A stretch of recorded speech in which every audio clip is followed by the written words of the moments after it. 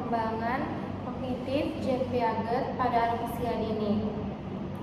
Konsep dasar, tahapan, dan implikasi pendidikan.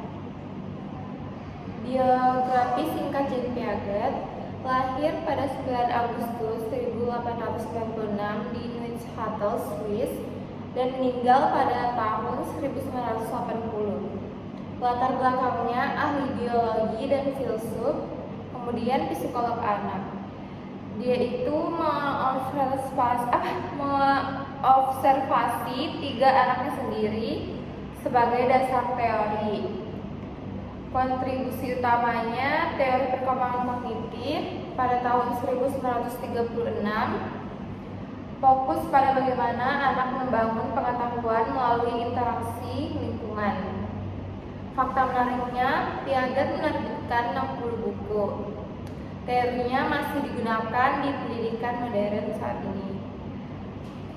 Pengertian perkembangan kognitif menurut Piaget: teori kognitif, proses mental seperti berpikir, memahami, mengingat, dan memecahkan masalah. Yang kedua, prinsip dasarnya anak aktif membangun pengetahuan, bukan pasif menerima, dipengaruhi interaksi dengan lingkungan. Yang ketiga, fokus anak usia dini, tahap awal 0-7 tahun, di mana fondasi kognitif terbentuk melalui eksplorasi sensorik dan simbolik.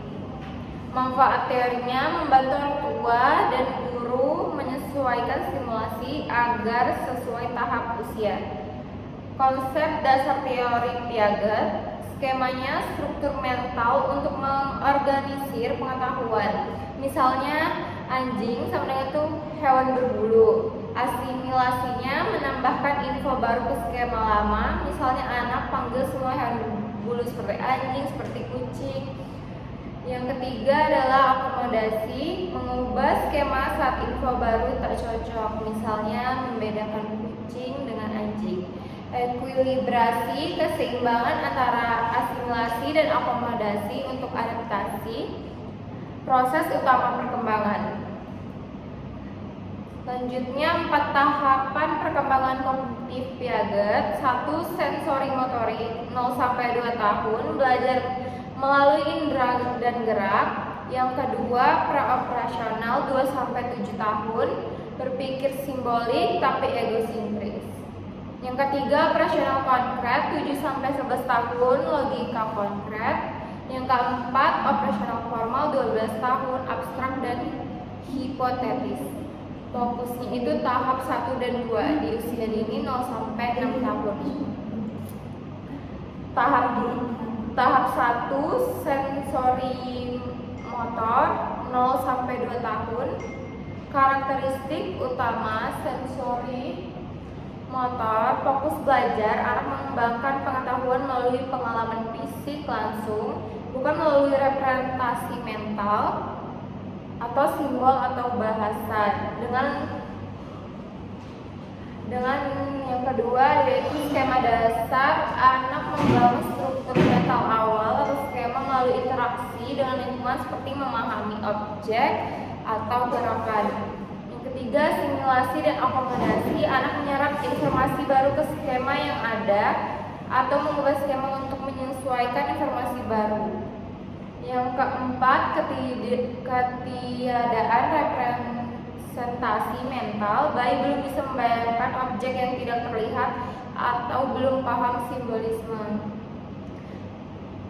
6 subtahap sensori motor, yaitu 1. Refleks 0-1 bulan. Bayi menggunakan refleks bawaan, misalnya mengisap, memegang. Yang contohnya itu bayi otomatis mengisap puting susu tanpa memahami tujuan. Yang kedua, kebiasaan primer dan reaksi sirkular primer 1-4 bulan. Bayi mengulangi tindakan yang menyenangkan secara tidak sengaja. Contohnya itu bayi mengisap jempol karena terasa nyaman, lalu mengulanginya. Yang ketiga itu reaksi sirkular sekunder 4-8 bulan. Bayi sengaja mengulangi tindakan untuk efek lingkungan, misalnya mengguncang mainan untuk bunyi. Contohnya bayi menendang selimut dan tertawa saat bergerak. Yang keempat, koordinasi skema sekunder 8-12 bulan. Bayi menggabungkan tindakan untuk mencapai tujuan, misalnya menarik selimut untuk mengambil mainan. Contohnya itu bayi merangkak untuk meraih bola yang bergulir. Yang kelima, reaksi sirkular tersier 12-18 bulan. Bayi bereksperimen dengan cara baru untuk memecahkan masalah. Contohnya bayi mencoba berbagai cara mendorong balok untuk masuk kotak. Yang keenam, permenungan mental awal 18-24 bulan. Bayi mulai membayangkan tindakan sebelum melakukan representasi mental awal. Contohnya itu anak meniru suara hewan yang dilihat kemarin tanpa stimulus langsung.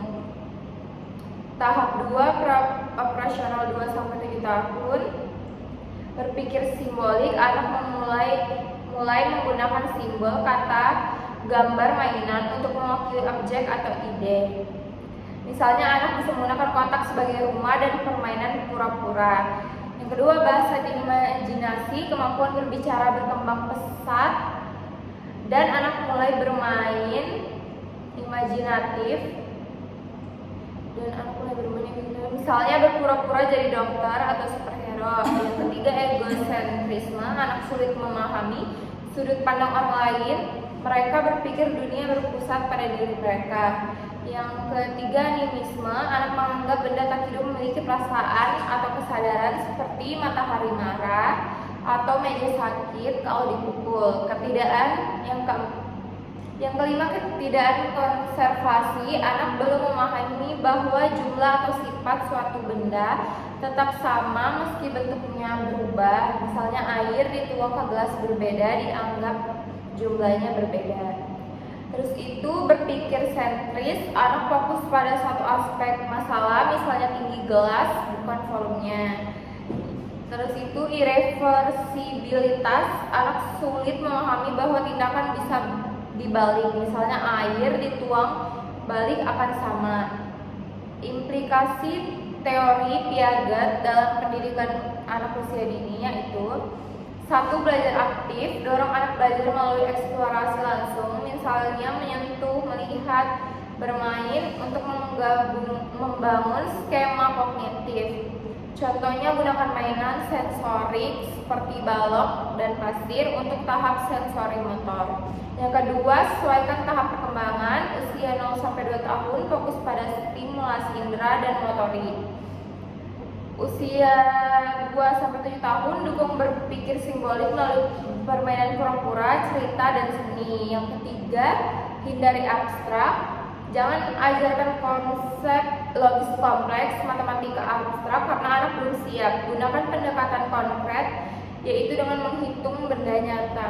Yang keempat, atasi egosentrisme. Ajak anak berdiskusi untuk memahami perspektif lain, misalnya melalui permainan kelompok atau cerita. Yang kelima, eksperimen konservasi. Gunakan aktivitas sederhana seperti minum air ke gelas berbeda untuk membantu anak memahami jumlah tetap di tahap pra-operasional. Yang keenam, peran guru dan orang tua, bertindak sebagai fasilitator, bukan pengajar langsung. Berikan kesempatan anak bereksperimen dan menggunakan sendiri. Manfaatnya meningkatkan kreativitas, kemampuan pemecahan masalah, dan kemandirian anak. Kritik dan keterbatasan teori Piaget. Kritiknya tahapnya terlalu kaku. Terus itu keterbatasannya itu dia kurang tekankan bahasa dan interaksi orang tua. Relevansi saat ini tetap berdasarkan pendidikan tapi dikombinasi dengan teori lain untuk holistik. Contoh kasus di kehidupan sehari-hari. Kasus 1 itu sensori motor, bayi 9 bulan menangis saat mainan disembunyikan. Kasus 2 itu operasional, anak 4 tahun bilang mobil bisa marah karena mogok, yaitu animisme. Aplikasinya orang tua jawab dengan pertanyaan terbuka, mengapa menurutmu begitu? Kesimpulannya, teori perkembangan kognitif Piaget khususnya untuk anak usia dini 0-7 tahun menekankan bahwa anak secara aktif membangun pengetahuan melalui interaksi dengan lingkungan, yaitu kesimpulannya satu tahapan perkembangan sensori motor 0 sampai 2 tahun, anak belajar melalui indera dan tindakan motorik. Terus itu preoperasional 2 sampai 7 tahun, anak mengembangkan berpikir simbolik, bahasa dan imajinasi, tapi masih egosentris dan belum paham konservasi. Yang kedua, proses belajar, anak belajar melalui asimilasi, menggunakan skema lama dan akomodasi, menyesuaikan skema baru untuk mencapai ekuilibrasi atau keseimbangan kognitif. Yang ketiga itu implikasi pendidikan, dorong pembelajaran aktif melalui eksplorasi, permainan simbolik dan aktivitas konkret. Terus itu sesuaikan metode dengan tahap perkembangan, hindari konsep abstrak dan fasilitasi anak untuk menemukan sendiri. Yang keempat, manfaat teori, membantu pendidikan dan orang tua memahami keterbatasan dan potensi kognitif anak sehingga dapat mendukung perkembangan kreativitas, problem solving dan kemandirian. Pesan intinya, anak adalah pembangun pengetahuan aktif dan pendidikan harus mendukung proses eksplorasi alami sesuai tahap perkembangannya. Sekian dari saya untuk presentasi dari teori perkembangan kognitif Jean Piaget pada anak usia dini. Kiranya mohon lebih kalau saya ada salah kata mohon dimaafkan. Wassalamualaikum warahmatullahi wabarakatuh.